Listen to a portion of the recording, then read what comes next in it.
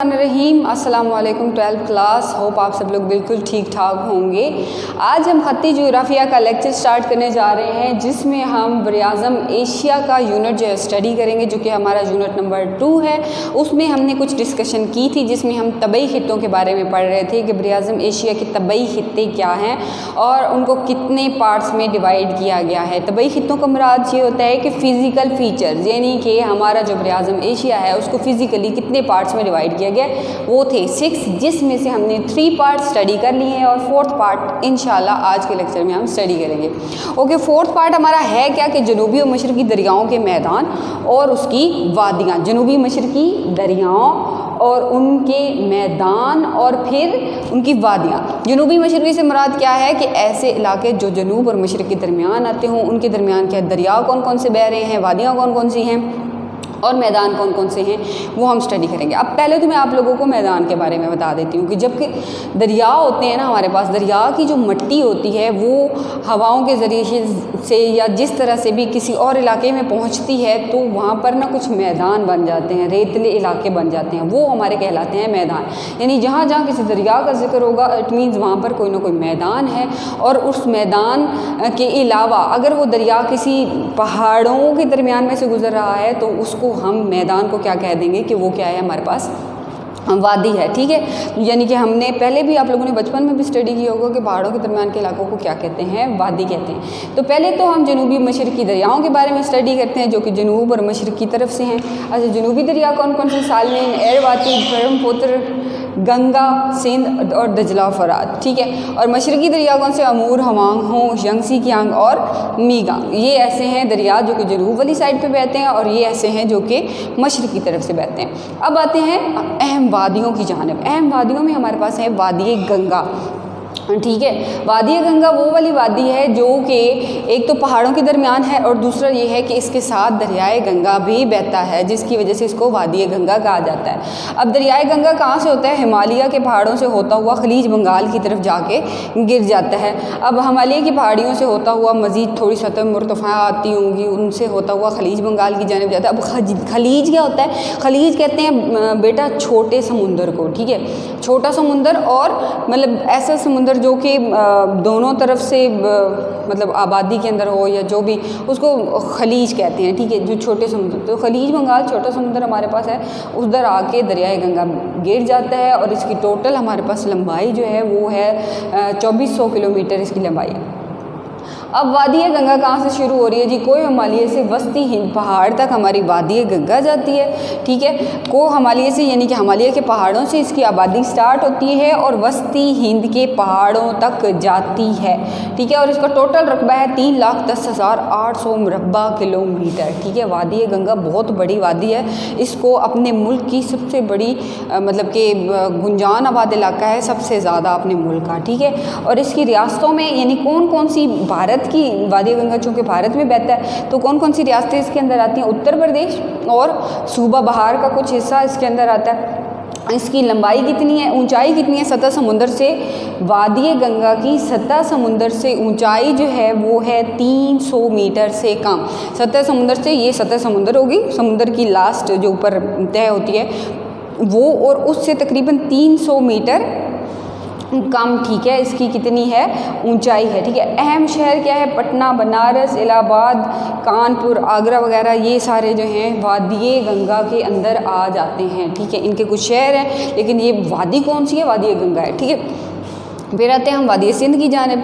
बरसगीर का जो मगरबी हिस्सा है ना, वो सारा वादी सिंध के ऊपर मुश्तमिल है। ठीक है, बरसगीर ये हमारा एशिया बना हुआ है ना, बरआज़म एशिया का छोटा सा मैंने नक्शा बनाया, उसकी जो ये मगरब वाली साइड है ना, जिधर बरसगीर है सारा, बरसगीर में क्या क्या आता है? हमारा पाकिस्तान आ जाता है, भारत आ जाता है। ठीक है, तो उसकी जो भी मगरबी हिस्सा है वहाँ पर कौन सी है? वादी सिंध है। ठीक है, अब ये वादी कौन कौन से पहाड़ों के दरमियान वाक़या है? कोहिस्तानी नमक से कोशवालक और बहर हिंद तक, ठीक है। कोहिस्तानी नमक वाली पहाड़ियाँ, आप लोग भी ये इधर पाकिस्तान में भी हैं पहाड़ियाँ नमक वाली, काने हैं, वो सारा एक उनका एक सिलसिला है, ठीक है। वहाँ से लेकर चलता चलता कहाँ तक? बहर हिंद तक ये जाता है, कोशवालक से भी होता हुआ, ठीक है।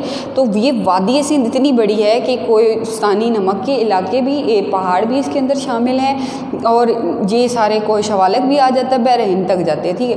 और उसके बाद क्या है कि इस वादी सिंध के जो मतलब दरियाए सिंध है, उसकी वजह से उसका बेशतर इलाका जो है वो थर का रेगिस्तान है, यानी कि इस दरिया की वजह से जो मैदान बने हैं वो क्या है? रेगिस्तानी इलाके बन चुके हुए हैं, ठीक है। तो इसके मावन दरियाओं की जो लंबाई है वो 650 मीटर है। दरियाए सिंध का जो मैदान है, ठीक है, उसकी, अब दरियाए सिंध का जो मैदान है उसकी टोटल लंबाई हमारे पास कितनी है?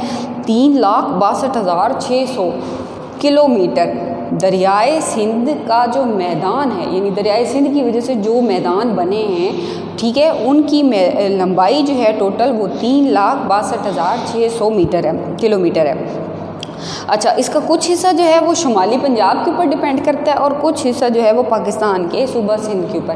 दरियाए सिंध की वजह से जो मैदान बने हैं ना, उनका कुछ हिस्सा शुमाली पंजाब की तरफ आ गया है। रेगिस्तान जो बने हैं दरियाए सिंध की वजह से, जो रेगिस्तान बने हैं उनका कुछ हिस्सा किस में आ गया? शुमाली पंजाब की तरफ, और कुछ हिस्सा किधर आ गया? सूबा सिंध की तरफ। हम जानते हैं ना सूबा सिंध के इलाके भी वो भी रेतले इलाके हैं सारे, और जबकि जो पंजाब के भी बेशतर इलाके हैं, जिन इलाकों में मतलब थल के लोग रह रहे हैं, वो सारे क्या हैं? वो भी शुमाली पंजाब के इलाकों में आते हैं। और वो किस वजह से बने हैं? दरियाए सिंध की वजह से वो रेगिस्तानी इलाके बने हैं। ये हो गई वादी सिंध। अच्छा, ये सारा जो इलाका है इसमें हमारा शुमाली पंजाब आता है, सूबा सिंध आता है, और कोहिस्तानी नमक के पहाड़ों से लेकर आगे कोशवालक और बहर हिंद तक, ये सारी क्या है हमारे पास? वादी सिंध कहलाती है।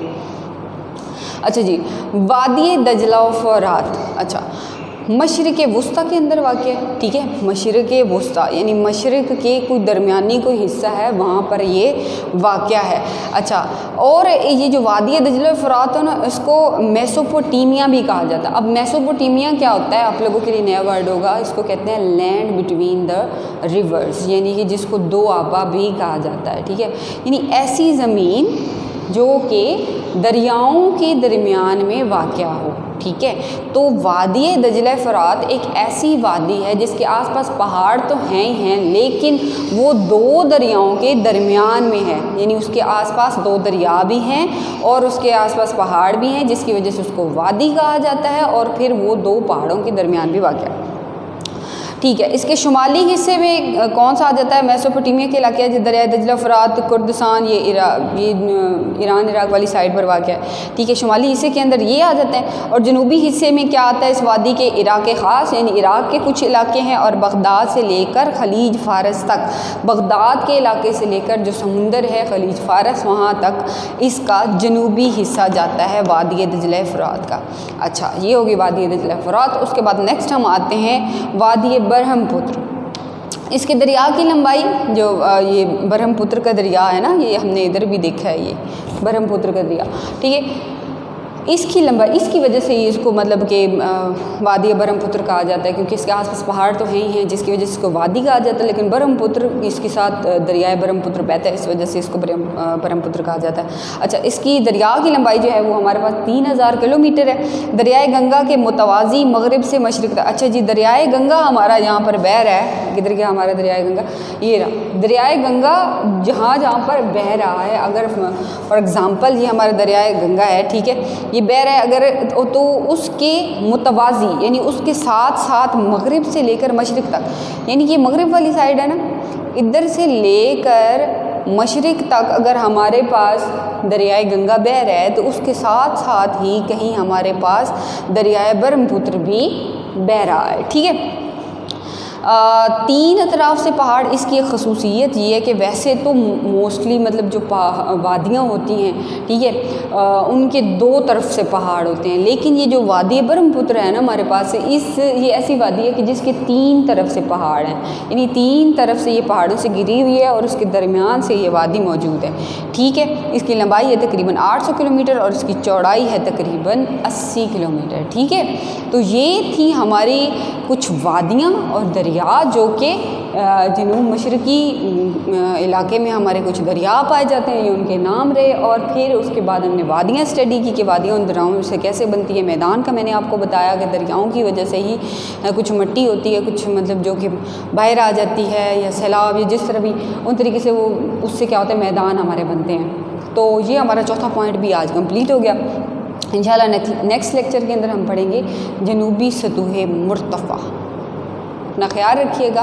अल्लाह हाफ़िज़।